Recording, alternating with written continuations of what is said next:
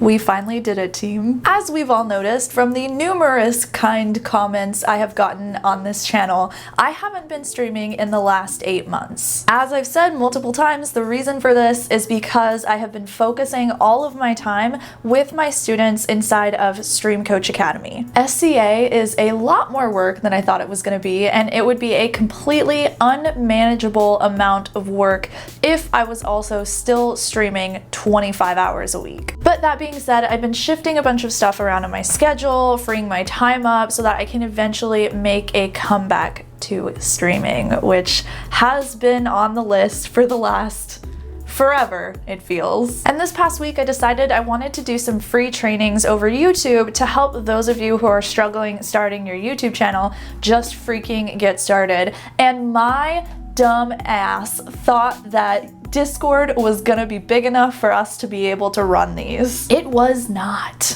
I actually had to go live on Twitch so that everyone could see the presentations that I had made because Discord limits it to 50 people who can view your Discord stream. When we went live for these trainings, we had about 250 viewers. So what I want to do today is tell you how we ended up having that many viewers and why I was able to come back to that level of viewership even though I haven't been streaming in 8 months.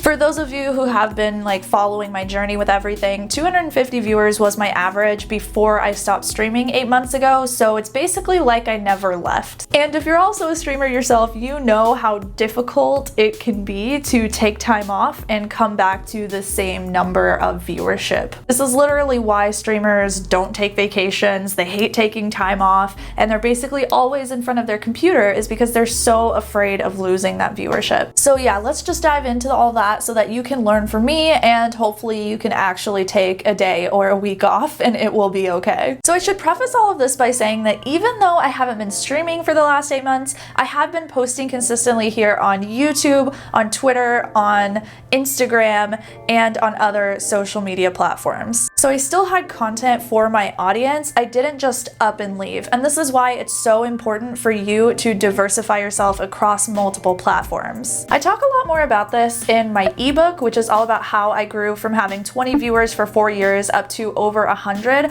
I also talk a lot about this in this YouTube video right here, but essentially what you need to do is create content that your viewers can watch from you 24/7. So just because you're not streaming, they can still get some value from you. This is not only going to protect you in case something happens to Twitch or any of the other platforms that you create on, but it's also going to make it a lot easier for you to be able to take time off because people are still able to get something from you even though you're gone. And this is a huge reason of why I was able to come back to as many viewers as I did. Now also, this was specifically a training. This wasn't just me going live randomly one day and showing up and 250 people being like, oh cool. This was something that I put a lot of time and effort and energy into and a lot of promotion into as well. But if you have taken time off from your stream and you want to learn how you can come back in a way that is very powerful and will get you in front of a lot of people, that's what this video is about. So keep on watching, I guess.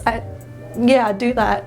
So the first thing that I did was that I researched a problem people were having. The reason this is important is because your comeback stream, you are going to have a lot of attention from people who haven't seen you in a while and are excited that you're back. And so you're going to be given a bit of a higher priority over people who have consistently been streaming day in and day out over the past few months or however long it is that you've been gone. When you have this priority of attention, it would be such a massive waste if you didn't provide a ton of value during that attention. So what you want to do on your first stream back is make sure that the content that you deliver is incredibly valuable and relevant to what people are experiencing, which is why I spent so much time researching a problem that my audience was having and really learning a lot about it so that I could create content that solved that problem for them. So I actually sent out a bunch of Google Forms comes to my email list and on social media,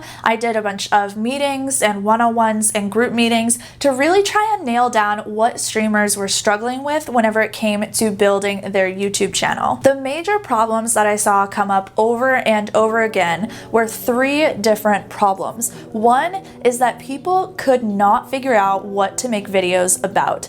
The second was that they couldn't figure out how to fit YouTube into their schedule. And the third was that editing is a whole thing and they hated it and they're really intimidated by it. Then I took that information and I did this. I created a presentation for each one of these 3 problems that was going to explain how they could specifically solve every single problem they had. Now, this can be a little difficult to understand if you are not thinking with an entrepreneurial brain like I do, and instead you're maybe a gaming content creator who's like, how does this freaking apply? So what you need to do if you are not an educator is you need to pay attention to what's going on in your niche. Maybe there's been a recent update to the game that you play and people are struggling with learning a new character. Maybe you had a themed day on your stream previously that people really loved and they really miss it. Or maybe Twitch Sings is getting deleted and a lot of creators' careers are completely changing or being destroyed. Whatever the problem is, I want you to think about how you can create a solution to this problem. You don't have to be the most knowledgeable. You don't have to have a ton of access to come up with a solution.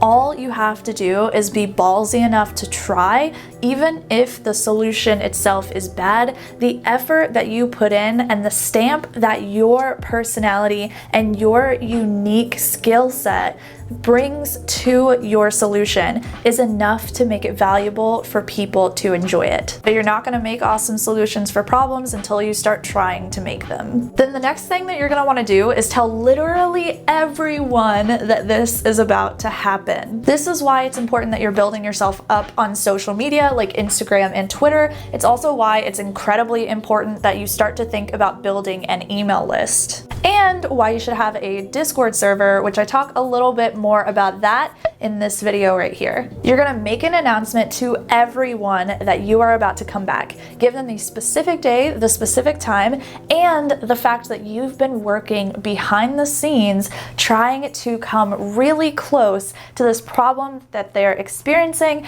and you have a solution for it. What we wanna do here is we wanna pump up the perception of value of this first stream back. We don't just want people to think that it's gonna be a stream like any other stream. What we want to do is we want to use the attention that we have while we have it in order to really deliver on value so that they become convinced that your stream is very valuable and they should consistently tune back in over and over and over. Then you're going to create the value worth showing up for. For me, this was a presentation about the 3 problems that people are struggling with whenever it came to their YouTube channel. But for you, this could look like anything. This might be you running through a specific strategy in a game over and over and over to show people why it's the solution to what they're struggling with. It could be you going all in on that themed day that your community has been missing, but you like crank it up to a 15 and you do it better than you've ever done it before. This could also be you just doing a bunch of giveaways. I know some of you probably feel pretty weirded out about giveaways.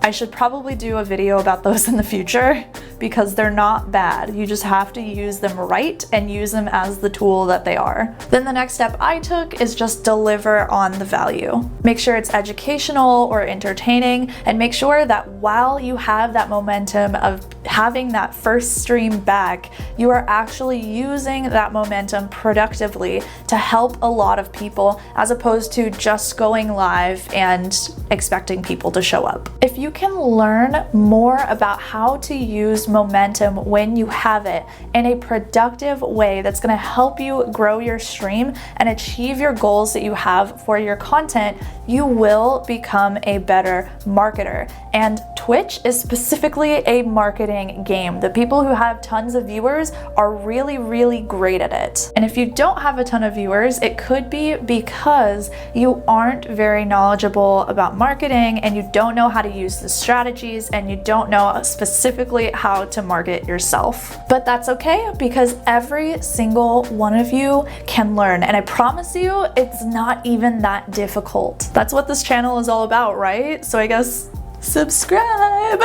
Now, earlier on in this video, I also talked about the importance of YouTube and staying connected to your community regardless if you're able to go live or not. So what I want you to do is watch this video where I talk to you a little bit more about that. This is specifically about how my partner Dylan KG over doubled now his viewership on Twitch by building a YouTube channel that only has 1,000 subscribers. Go check it out. I'll see you over there. Bye!